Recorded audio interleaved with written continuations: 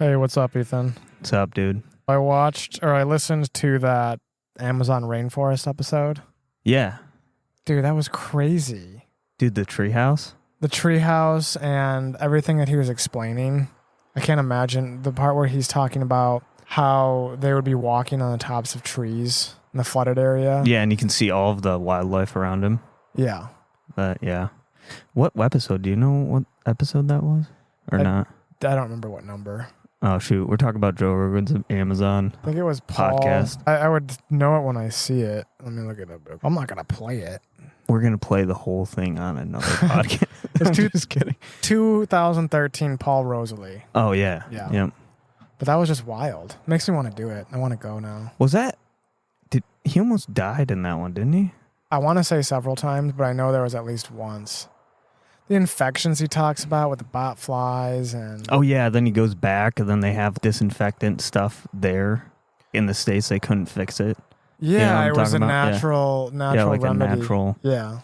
tree remedy. Which is crazy that we have all this technology and then he goes there. And it's just something that's been around. Yeah. Speaking of adventures, though, you've been on a couple, right? Yeah, so I did the Appalachian Trail in 2017. If you don't know what that is, it is a 2,193 mile trail. It's only for hiking. It's actually the only trail in the U.S. that's only hiking. What are the other ones for? Biking and all that? Well, the PCT is actually used to be a horse trail, and you can do it with a horse. Pacific Crest Trail, I should say, instead of the short name of it. I don't know what the Continental Divide... I think you can just take bikes on that one, too. I don't know. But the AT is just hiking. That's it. You can't have a bike on it. You can't have a horse on it or a pack mule or anything. Crazy. You can't have a boat on it. Because there's no water. Just kidding. Yeah, there's no water on it. Does it ever get flooded? Yeah, actually, that reminds me of one of my stories. I've gone down the trail, and it was just literally water. I have a video of it, and the trail was the river just going right down it. That's what the trail was. Because it overflowed or overflooded? Yeah, it was raining that hard. Then it was just going right into it. What makes you want to do something like a big hike on a trail? Because you were gone for how long for this one, the AT? I was gone for about 5 months, 150 days, which like the average for men is like 150 to 180. And then for women, it's like 160 to 190 days is a typical time. Obviously, people are less than that and higher than that. But for me, it took 150, and having no experience, I thought that was pretty good. I was also 21, so that kind of helps. In your prime. Yeah, in my prime. But what made you want to do it? Was it just a random thought? Yeah, so I got done. I shouldn't say kicked out of college. I just failed some stuff in college. I was doing some college for... So kicked out. I was going to be... yeah, pretty much.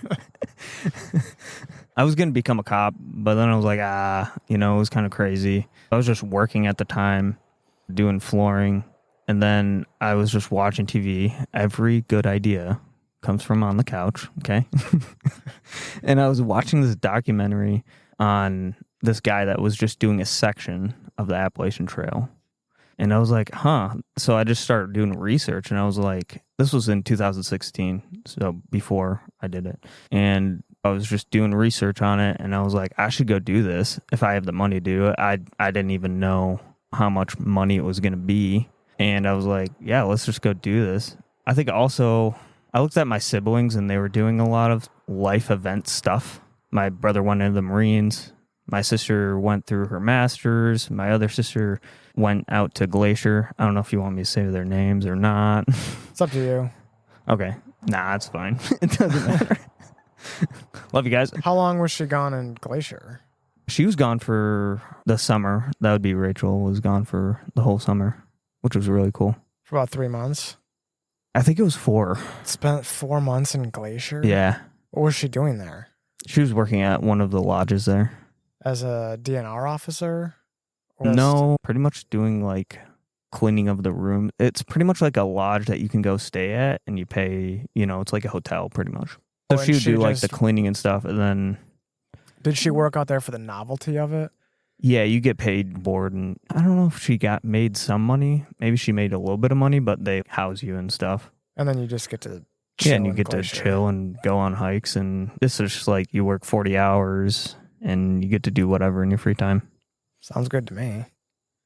Did she ever encounter any grizzlies? Actually, I went out there halfway through the summer to Glacier, and we encountered a grizzly together. It was pretty far away, but we had the bear spray out, and we were like, yeah, this is not good. Were you shaking in your boots? I wasn't. My sister definitely was. I was just like, I guess if we die, we die. But it was like far away. Dude, so I was grizzly death is not the way you want to go, though. But I think it would be pretty quick. It would just be like one swipe and you're dead. I think you need to read more about bear attacks. Are you sure? I thought black bears, it was slower because they don't even really want to kill you. They're just afraid of you. Both. Grizzlies just immobilize you because they know that they can come back to you. So they just leave you alive so you stay fresh. Oh. And you're just ripped apart and all gross. And then 20 minutes later, they come back. And they bury you alive. Yeah, they bury you alive. 6-foot grave from the bears. That's not what I meant, but don't they bury you and then come back to you to eat you? To preserve you? I don't know what they do. I just know that they don't usually kill you the first time around. Yeah, they just badly injure you. Yeah. Yep. Immobilize. They do that with deer too. But anyways, that was like my first hiking experience because you're just doing, I think it's Skyline Trail. I think that's what it is in Glacier. And I did like 16 or 14. It's either 14 or 16 miles in one day, which was really cool. And how long were you there for? How long was I for in Glacier? Yeah. We were there for a week. Were you doing 14-mile or so long hikes each day? No, we were staying at the lodge, but we just drove up there, and I just did one trail. Oh, okay. Just that one trail down from the top. People know that trail, yeah. Oh, yeah. Back to the AT, you're sitting there watching TV, and you just see this guy hiking part of it, and then instantly you come up with the decision that you're going to hike the Appalachian Trail. I did some research, and I found out it was like typically between $5,000 and $10,000 is typically what you're going to spend. I'm like, hey, if I got the money next summer, I should just go do this. I just made that decision. What about the pressure to buy a house? What made you overlook that? I was living with my parents, so I was like, I don't know. I guess I was 21, and I didn't really... Just wanted to live the dream. Yeah, I just wanted to go do something great, I guess. That pull was bigger than... I guess you can always look further on and be like, oh, I can get married and have kids, and then you have a house. That makes sense, but at this point, I'm just single, so I'm like, Might as well. Yeah. And what was the AT like? I mean, you were gone for, you said 5 months? I can explain that a little bit. I thought it was a really learning experience, especially towards the beginning, because I had no idea what the heck I was doing. I'm not joking. I took a hammock. I started with a hammock and like a tarp, and I didn't know that you had to tie like the tarp up in a certain way, like a certain knot. I was like just regular shoe tying this knot, and this guy comes over, he's like, yeah, you got to do it this way. And so he teaches me this knot that I just had no idea I needed to know. Is there a reason why this knot is better than the shoe tie? It runs along the rope, then it pulls it tight instead of just trying to tie it. It's almost like a slip knot. Oh, gotcha. So when you lengthen it, like it strengthens. Yeah, I didn't know how to do that. Another thing I didn't know how to do, and I thought I knew how to do, was build a fire. Didn't know how to do that at all. Because every time I built a fire, it was with like paper, right? Because I always had newspaper. That's what I would start the fire with, and a lighter. Which I had the lighter, but I just didn't have the newspaper. So I was like, I don't even know how to do this. So I tried starting a fire one night, and it just went out instantly. And these two guys came along, and they're like, yeah, you don't know how to build a fire, do you? And I was like, nah, I don't. And so then they showed me how, and like pretty much got a bunch of wood together first, and then divvied up like size, so really small, like a pea size stick, all the way up to, I don't know, a quarter or a little bit bigger than a quarter. I don't know, 12 inches long about. And then they taught me how to with just leaves to start a fire. It's leaves and a lighter. Dude, what would have happened if they never came around? I would probably still be stuck there. To this day. To this day, I still can't start it. You just walked in there not knowing Oh, dude. any survival, because I feel like that's pretty important stuff to know. No, yeah, I didn't know that stuff, for instance. But I did my research on like maps. So I had maps of every single section all the way up. You know how to read these before you left, right? Read a map? Yeah, I knew how to read a map, sort of. I mean, it wasn't that hard to read them. I actually still have all of them. And I didn't know that you could just get a book and it would have everything. Like for $40, you can get this book that has like all of it. And I was like, man, that I didn't know. I started buying these maps and they were like $60 a map. And I spent like $700 on just on maps. Yes. That you all the way up. Were these maps that you absolutely needed to be on this trail, or were you just trying to be safe? No, I just didn't. Yeah, I was trying to be safe. So I was like, my mom was like, yeah, you can do this if you're like well researched. And so I was like, I'm going overboard. And I still have a photo. It's on my Facebook, but I'm not going to pull it up. But of all of the maps laid out. And these tables that we have, the 2 tables? Yeah. In my Georgetown house, I had all of the maps on every single table all the way back. That's how many maps I have. And these are 7 foot, like the 2 tables are 7 foot, so 14 foot table all the way back. I mean, some of them were open and some of them weren't. They close up, but right. Yeah, that's how many maps. So there's no way you're getting lost. Yeah, there's 0 point in me getting lost. But you could just get either, like now they have apps. Like it's so much different now compared to in the few years in between, because now you can just have an app on your phone. You don't even need a map or a book.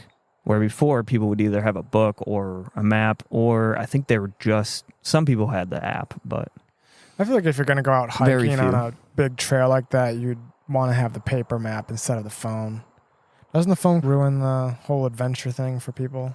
Yeah. And what if you don't have service? But it's navigation. Well, they're offline maps now. Oh. So you don't need them. You just load the map. You load the map when you're in Wi-Fi areas, which usually you are every 7 days at town. Which, by the way, that leads me to another point. We do not carry 5 months worth of food in our backpacks. Some people think that we do. No, we stop every 7 days max. Usually it's between 4 to 7 days. I don't think I've ever gone 7 days. Maybe once. Maybe once on the AT. How often do you come across a town on this trail? On the AT, it's very, very, like, a lot. Really? Yeah, I mean, every 100 miles, there's a town. That's not really a lot in my book. That's pretty far spread. Yeah, but if you're doing 20 miles a day, then right. It's 5 days. Yeah. At the beginning, that's another thing. At the beginning, I had no idea how much food I really needed, so I had way too much.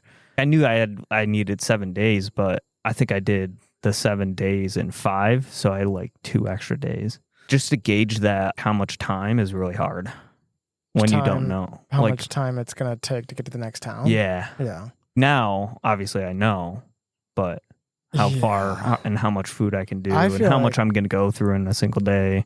That would freak me out. Not knowing when the next town is going to come, that would be way, way out of my comfort zone.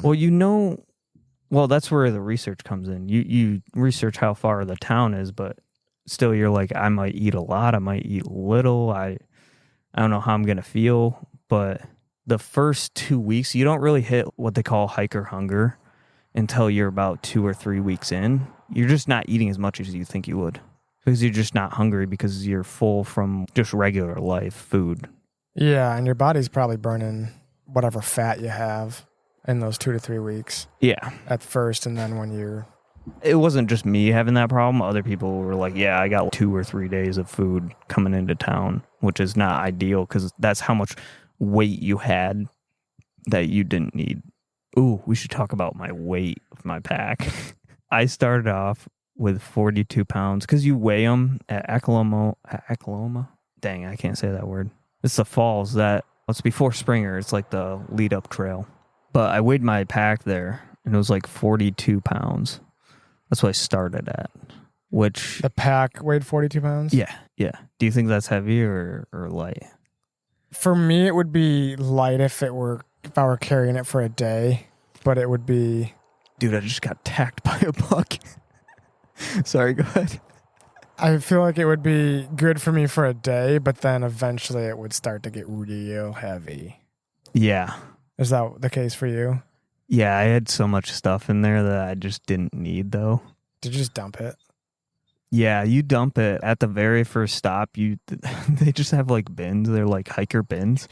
And there's so much stuff that people just drop at the first one because they're like, I can't carry this. What all did you have that you didn't need? Hiking soap. I didn't need that. To be honest, you don't need soap. 100%. Anybody that tells you need soap, they're lying to you on trails. Because think about it, if you're going to a hotel or any hiker place, they're going to have soap. And if they don't have soap, you go buy soap, and then there's soap there, typically. And you're not going to do it out. Are you going to stop at a stream and use soap? Which you're actually not supposed to do anyways. Because it's a drinking source. So you're not really supposed to do it. I mean, so... Also, that's if it's soap for instance, with one thing I chemicals. brought that I didn't need. I had hiker shoes. I didn't need those. I got rid of those.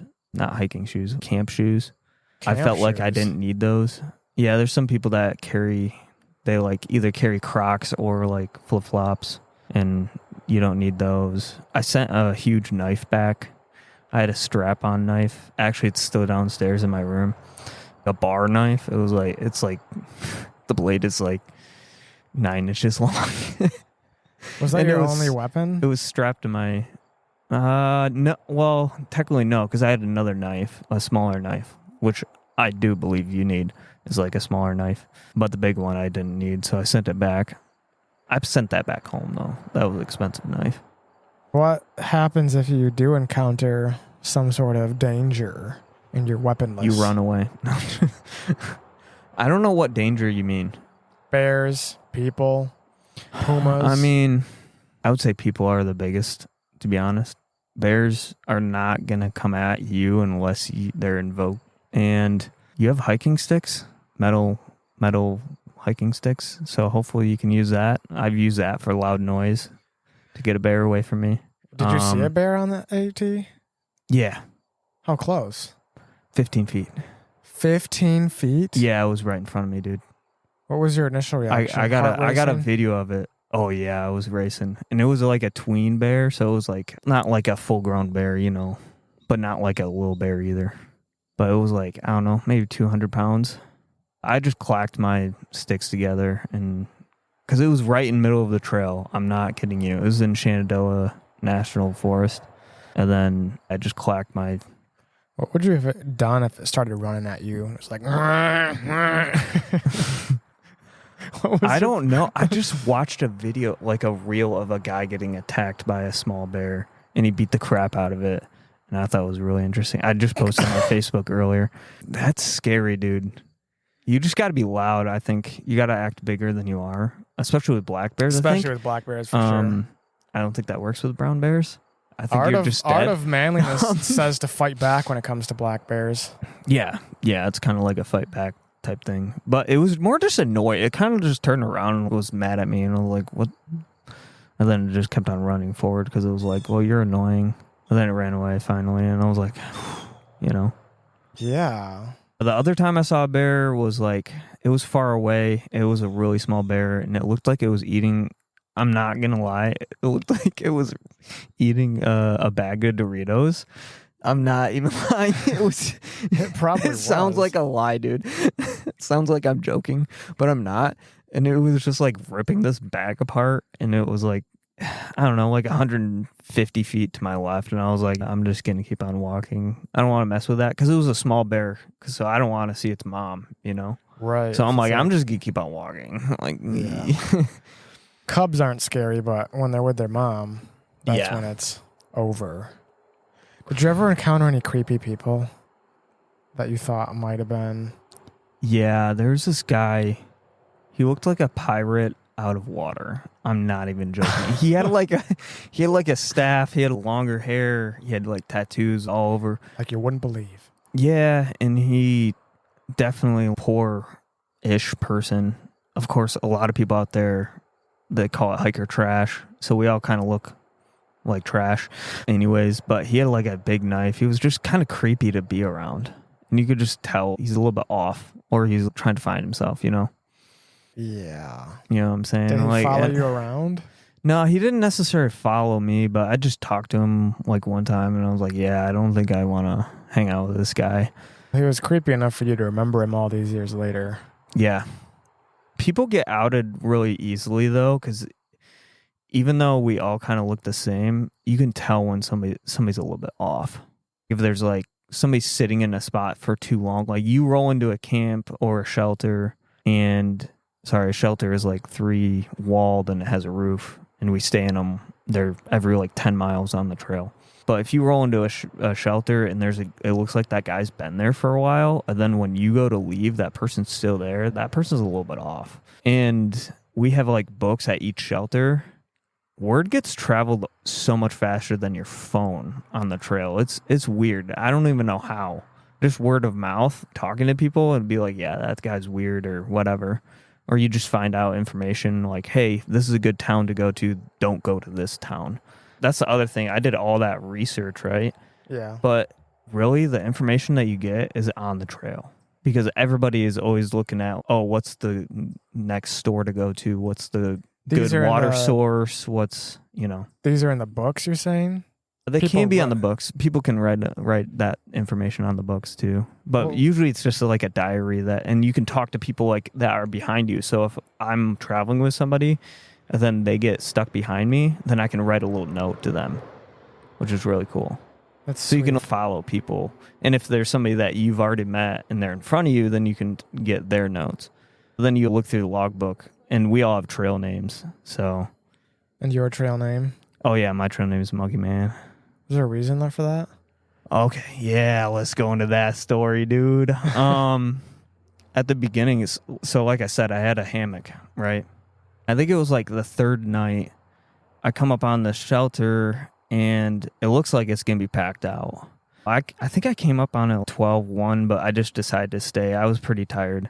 I just decided like, hey, I could hang my hammock up in these rafters because the shelter had rafters up top. I was like, yeah, I can just hang my hammock up there. Then it frees up a spot on the ground, you know, for other people to sleep in.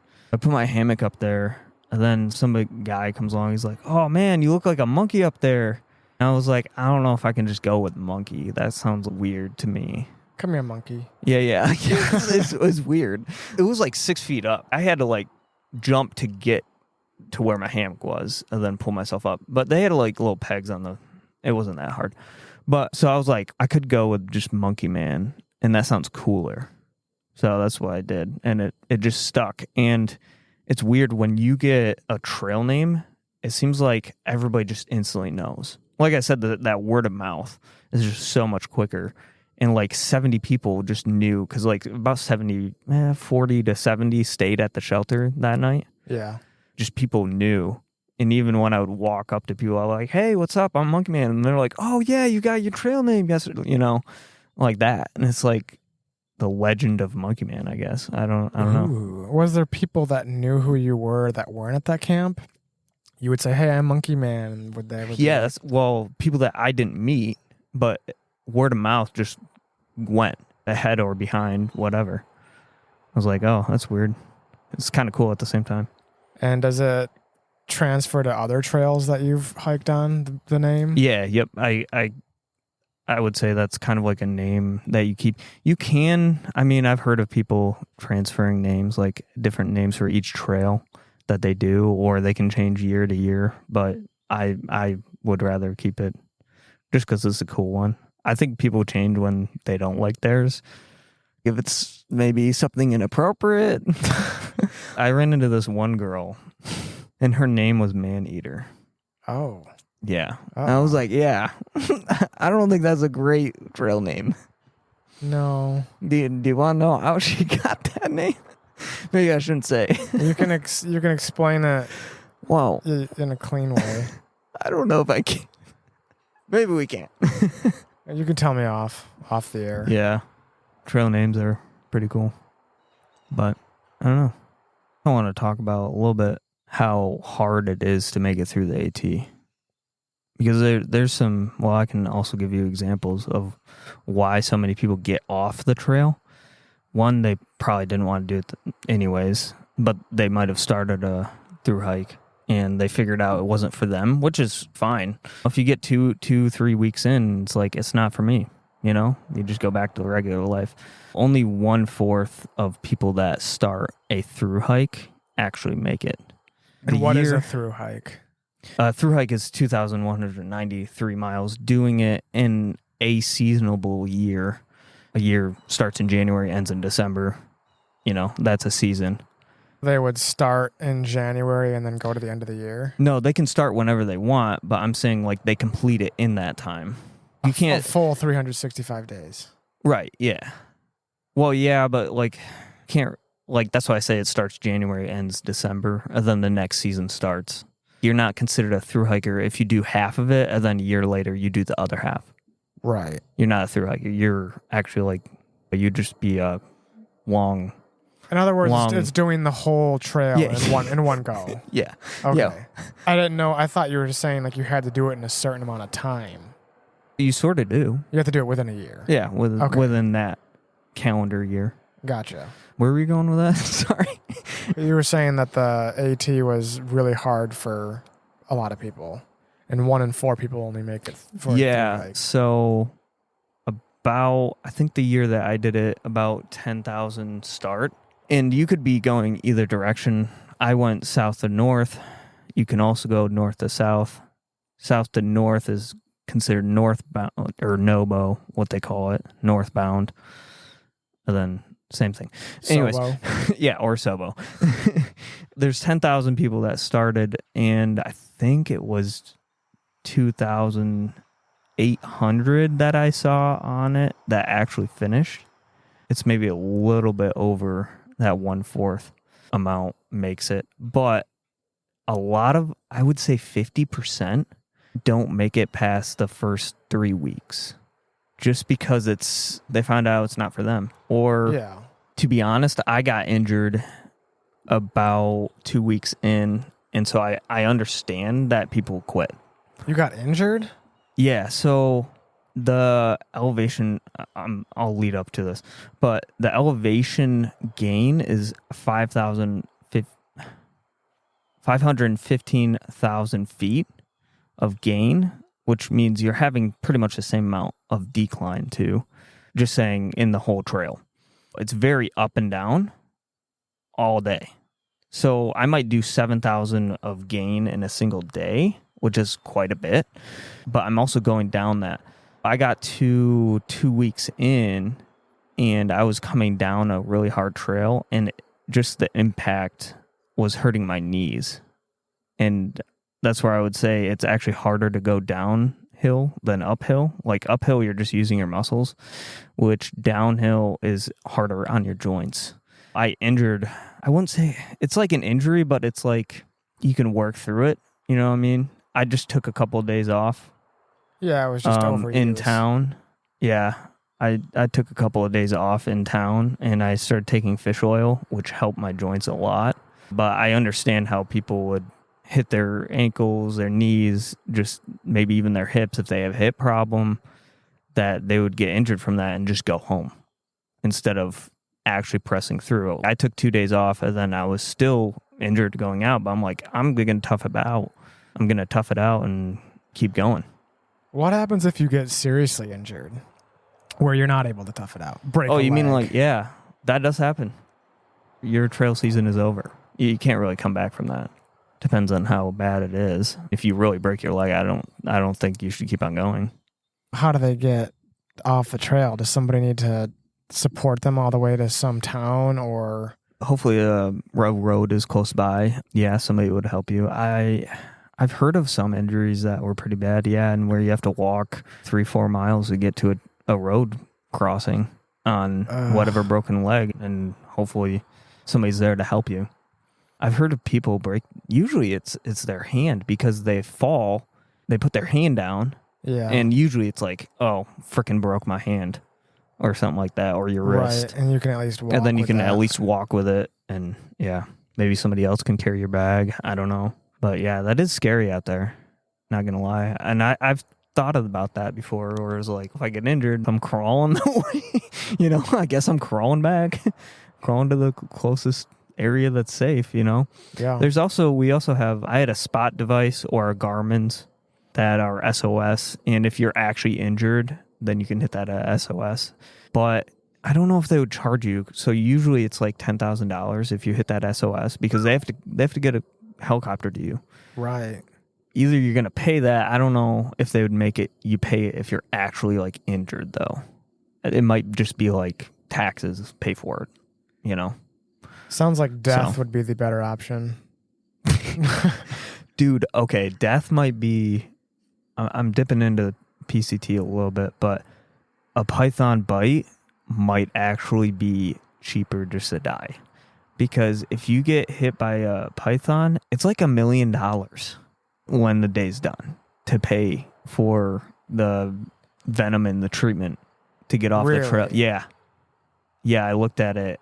There was some posts on Facebook on it, and I was like, that is stupid that it's that high, that it's $1 million to pay for it. How often are python bites? I don't think they're not that often. You would have to, but that one you person. you would have to really try hard to get a python bite or a cobra like those out there. You'd almost have to be on the going PCT. out of your way to get bit. Yeah, because I've had them rattle at me before on the trail, and they never launched, but I almost stepped on one time. And that's pretty scary. What was your heart rate at that time? 180. I think the craziest on the AT, though, with animals was the craziest animal I saw. I was just walking along on the trail. Doesn't, just mind my own business, whatever. And I kind of sensed something was following me. Oh. Like before I even saw it, I was sensing something was following me. I got to a trail intersection where to the left of me, there was a shelter 0.5. So I was like, I'm not going to go to the trail because that's extra miles. Right. So I'm not going to go that extra 0.5 just to go to the shelter for lunch. It was right at lunchtime. I was like, well, I'm just going to stop here. So I sit down, I get a Snickers because, dude, I had so many Snickers on the trail. But I just get a Snickers, and I can still sense like something's looking at me. So I'm just like looking like just in an area. And then I see it. It moved, man. And I was like, I kind of like had to adjust. Like it blends in. A mountain lion blends in really well to its surroundings. Even though it's one color, you would think that it would stick out. It doesn't, bro. And it was 25 feet away from me. I'm not joking. It's just 25 feet away, and I see it. It's like probably 120 pounds. But even 120 is like, that's a big dog. Just imagine a big dog, I guess. Is it looking at you at this point? And yeah, it's stone statue just looking at me, dude. What's your reaction at this point? My heart is racing. I'm getting chills just talking about it, I'll be honest. And really? yeah, I mean, it just started walking. It looked at me, and then it looked away and kept on walking, but I was just watching it. And I like got out my knife, but I was like, I don't know what I'm going to do with this. Like, because I have the equivalent of a butter knife, pretty much. And maybe I'm like, actually, my sticks probably would be better hitting it. But even then, it's crazy. Yeah, because they're fast. Probably way faster than me. Probably by the time I like bring them up, it's already on me, Yeah, for sure. But then it just started walking away, and I was like, all right, that's it. But that was the craziest animal I've ever seen. It looked exactly, I don't know, like Joe Rogan explains it on a couple of his, like, it looks exactly like that, like a pumpkin head. Those things are crazy. I can't imagine seeing one in real life. In IRL, yeah. In IRL, yeah. I've seen them at the zoo, but obviously that's the zoo. Dude, I don't think I've ever told that story to anybody except for on this podcast. Exclusive maybe content. my parents, maybe, but that's about it. And was there any part of you that thought you were going to die at that point? No, not really, to be honest. If I die, I die. I don't know. That's the whole experience is like, if I die, I die, Yeah. Going on that was like, all right. Yeah, you kind of have to have that mindset before you even go on the trail. Yeah, which some people just don't. Those are the people that don't usually make it. Oh, yeah. What do you mean, they die? No, I mean, they're the ones that quit. And Oh yeah, they to- just go back to regular life. Yeah, and, within 2 to 3 weeks. Because if you're not prepared to die, you're not. Yeah. I feel like you're not in the right mindset. I mean, as dark as that sounds. a lot of other people would quit. They would get to the halfway point and they would quit. I have no idea why. You've made it too far at that point. Yeah, like you made it like over 1,000 miles, 1,100 miles ish. Why would you quit then? Or I had a guy. It was funny. It was right after 4th of July. We were probably 500 miles away from finishing. We're getting back on the trail and he slips on cement, hits his leg, and his leg is all bleeding. And we're like, hey, we're just going to keep on going. He got back up. He was an older guy. But he's like, gosh dang it, I always slip on the stupidest things. I'm on cement right now and I just slipped. I'm getting off. Next town I get to, I'm going home. And he is already 1,500 miles done. He's already that far and he wants to call it quits. Because he just slipped? Yeah. Well, he said it happens all the time. That But he he like wasn't trips all the injured. time. No, he wasn't injured. I mean, he was injured. He had a cut, but he wasn't injured. Like, he's not going to die. Right. He's fine. Imagine biting your tongue 50 times. It's got to be like that. If he's slipping all the time, he's But probably... also, I'm like, he's kind of older, so maybe that's why he's just sick of doing the same thing every day. I don't know. I ran into a lot of people that were like that too. They would get sick of eating the same food every day, which I totally understand because it takes dedication to eat the same thing. Dude, I do that in regular life. Yeah, that's true. It's just easier. I'm just saying, I don't like, have to think about it. you can't just go out to eat whenever you want. You can't just, Right, there's a little bit less freedom. Right. It's like the same dry food, chewy bars. Peanut butter tortillas. Peanut butter tortillas. Sometimes if you want to mix it up, you just go Nutella. Most people, that's another thing that's weird about me is I don't have a cooker, which a lot of people do. I would say 90 to 95% do. I do not because it's extra weight and I don't cook at home. So I'm like, why would I cook out there? Doesn't make sense to me. I'm just weird. Cooker?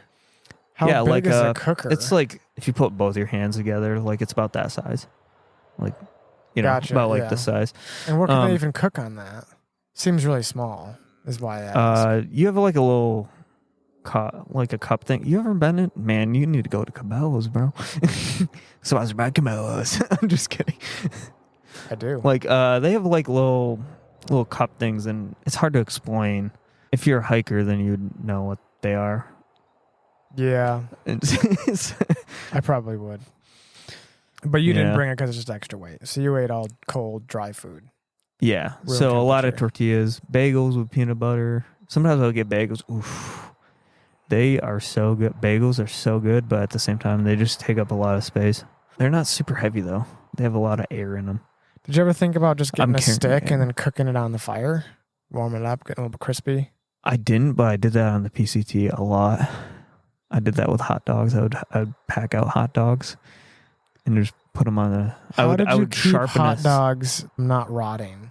I would hit a town every 4 days. So, I mean, hot dogs doesn't go bad that quickly.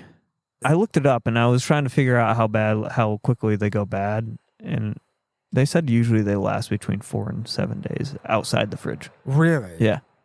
Oh, that's good to know. Same thing with summer sausage. You don't even have to refrigerate that. I never thought That's you did. freaking awesome. Yeah, you could buy that on the That shelves stuff is usually. so good. Yeah. Same thing with cheese. I would pack cheese. A lot of people would pack cheese. And you can do that. But at night, it's like colder. So, I mean, if you're hanging your food, it's pretty much like a fridge temperature anyways. Hanging your food? Isn't that kind of a recipe for disaster when it comes to animals? No, you're required pretty much. Oh, I guess that's another thing we can talk about. You're required to hang food because they don't want it like in this tent with you because if you have it with you, then the animal is going to come in, a bear or whatever. But you're supposed to have a stone. You can take a stone and you take the string that you have for the bag and you throw it up over the tree, the limb of the tree, not like the end. Not like the end, but not like the trunk part of the tree either. Kind of like the middle. You throw the stone over, you hang the bag, pull it back up, and then you tie it to the tree. That's how you have to hang food. You didn't know that? No, Oh, I didn't. I okay. did not know that at all. That's awesome. What's awesome that I That didn't know you just didn't know that. I was like, oh, teaching new people or well, people new things. I'm here to learn, That's pretty cool. bro. I know. Is there any, I know the AT, because it's the Appalachian Trail, it goes through the mountains, but did you ever hit any mountain peaks on it, or is it just straight through? Oh, on the AT, there's a lot of peaks that you go over. A lot. More than I could name. The tallest one being Clingmans Dome, which is in Tennessee. Is there a flag on top or anything to let you know that you've made it? There's a tower on top. You can actually drive up to it if you wanted to. That's neat. Yeah. It's in the Smokies. Smoky Mountains. Yeah, it's in the Smokies. I was trying to think if it was or not, and it is. Smokies is Tennessee, Kentucky area. Yeah, it's the highest point. It's, I have it written down, 6,643 feet. Dang. Is the highest point of the AT. And where is the Appalachian Mountains? Is that more of... It's the whole mountain range all the way up. It's the whole mountain range, and then there's different sections of it? Yep. Okay. So the Shenandoahs is one area, There's for Virginia instance. area. And then, Yeah. What are they in New Hampshire? That's not the Smoky Mountains too, is it? Mount Washington is. That's the White Mountains. The White Mountains. Okay. Those are to die for. If you have a good, clear day, some of the best views I think I've ever seen. I mean, including the PCT.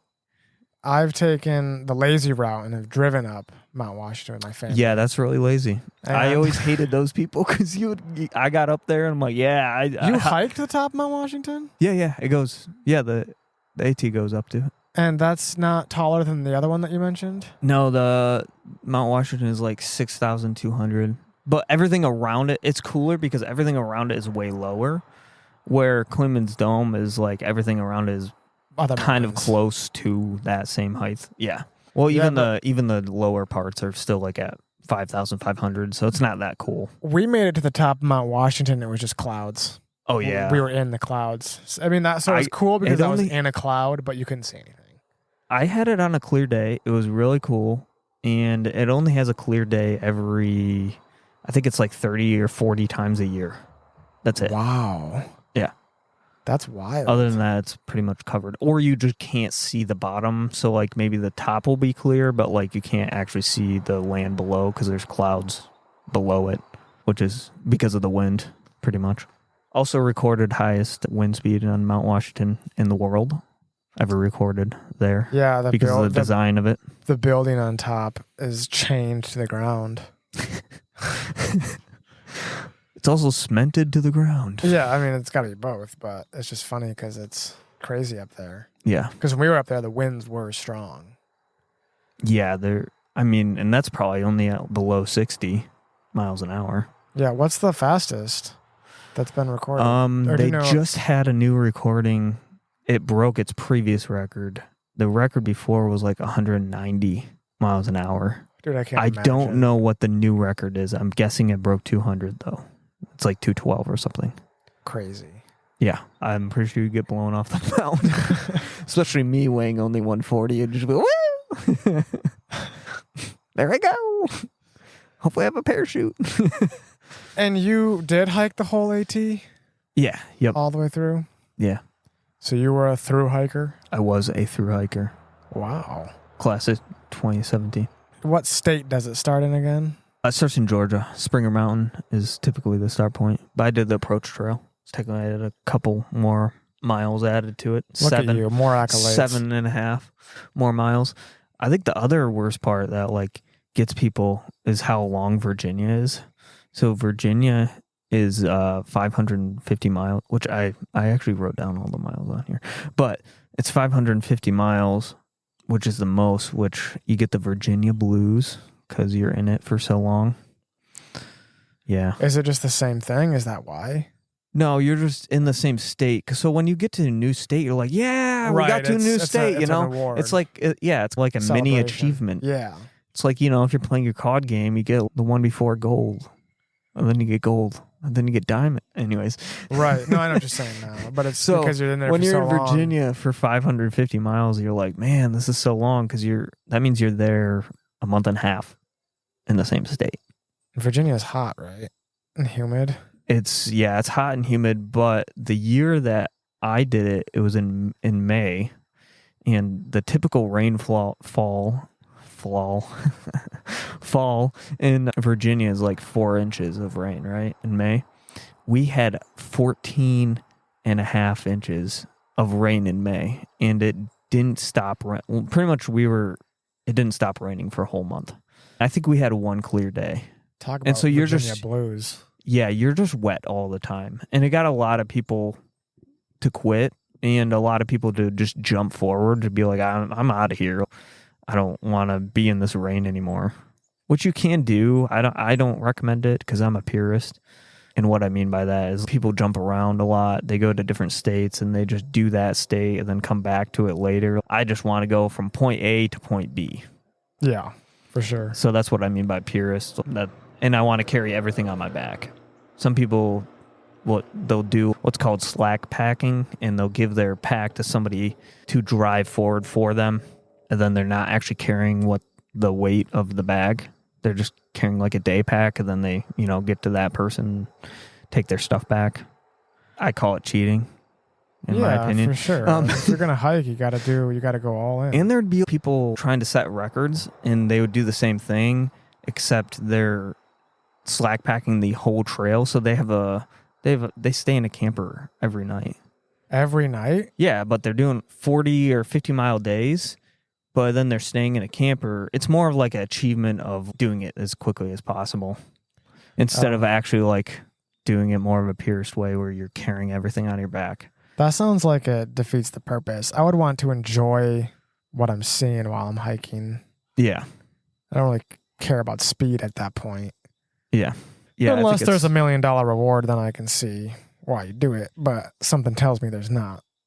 Yeah. I mean, there is purist hikers that do that where they go for the achievement for quickest while just carrying what they can on their back. They can't get any special treatment of help from other people, which the year that I did it, some guy, I actually have a picture with him. He was doing that. He was beating the record, which is pretty cool. I don't remember how many days it was. It's something stupid, dude. 52 days. That quick. To do the whole thing? Yeah. That is crazy. And it took me 150. So half the time. More than half the time. 1/3 the time. Yeah, 52 days is about a month and a half. Almost 2 months. Yeah. Like really quickly. Yeah. That would not be enjoyable to me. And that means you're doing like not 100-mile days, but you're probably averaging, what is that, 65 miles a day maybe? I don't know. And some days you're probably doing 100 at some points. And other days you're probably doing 50-ish on the hard parts. Yeah. I don't know. You have any other good questions? No. So we can go to the PCT, which is the Pacific Crest Trail. Oh, no, I didn't write anything down for that. Oh, I didn't think we were going to get to it. Oh, that's totally fine. I have one more different story. So I was in Virginia, and they have the highlands. They're called the Badlands. I think they're called the Badlands or the Highlands. I don't know. One or the other. This is the highest part in Virginia, and let me see. I think it was in June. I'm coming up to the highest point in Virginia, and it's raining. I'm soaked, whatever. It's the theme of the whole trail at this point because we went through a whole month of May of rain. So it's kind of like I'm over rain. Doesn't matter. I'm just coming up on the shelter. I'm kind of late at night. It's like 8 o'clock, and all of a sudden there's just this freaking horse. I'm not going to lie. I thought I was imagining it, but there's just this horse just sitting there eating off of a tree. And I was like, a wild horse? That's weird. Yeah, a wild horse. There's wild horses? Yeah, there is in the Badlands. There is. In Virginia? Yeah, in Virginia, which is weird. I'm just like, whatever. I go past it. I'm almost to the shelter. I get to the shelter. I did a lot of night hiking, so I think it was in between 10 and 11 o'clock. So everybody's sleeping, obviously. I'm just a weirdo that gets there late. It's funny because I still live my life that way. Like later in the day. We'd just go to bed and the temperature drops. It's in, did I say July? Yeah, July. June. Sorry, June. I thought you were in Virginia in May. It was right after, well. Or was it towards the end? It was towards the end. Okay. But anyways, yeah, June, right? And in the middle of the night, the temperature starts to drop and it snows. because we're at 5,500 feet. It snows in middle of June. Not middle of June, beginning of June, but... Which sounds crazy for Virginia, because Virginia is known as a warmer state. Yeah, dude. Well, this shelter had an upstairs and a downstairs, and the upstairs, the window was open, and there was just snow coming in. It snowed like 2 inches that night. Obviously, just on the top. Obviously, down low, it probably didn't snow at all because it was probably 40 degrees down low. I wake up and people are like, yeah, I'm not going to go anywhere, blah, blah, blah. I was like, I look at them like, you get that? It's like, it's probably going to be 60 to 70 down, like lower. Why would you stay here in the snow? That doesn't make sense. I get ready and packed up. And plus, when you're moving, you're warmer anyways, right? Mm-hmm. Yeah, if you just sit there, it's just going to be cold. You're just going to be miserable. We start heading down, and I roll out with these two guys that had been there before. Luckily, so lucky, because it's foggy. There's snow on the ground. It's foggy everywhere. Can't see where the trail is because the snow is covering where the trail is. And so I got imagine if that mountain lion was still chasing you. Actually, that didn't happen yet, but that's all right. Oh, that was later? Yeah, that was later. Gotcha. That was way up north. We're going down this mountain. Can't see anything. I got lucky. These two guys had been there before. I think they were just day hikers. And so they were going down, and I was just following them. But I was like, dude, if I lose these guys, I do not know where I'm going, right? All of a sudden, craziest thing, these guys just start coming running up. Different guys just start coming running up, and they come up, and they're like, where's the trail? And I look at them like, I don't know, dude. I'm on a trail, and you're on a different trail coming up towards me, right? And there was what I didn't know is there was a race going on. It's like some kind of either a 5K or maybe it's a 10K, whatever. But they had a race in that same area, and they didn't know where they were going either.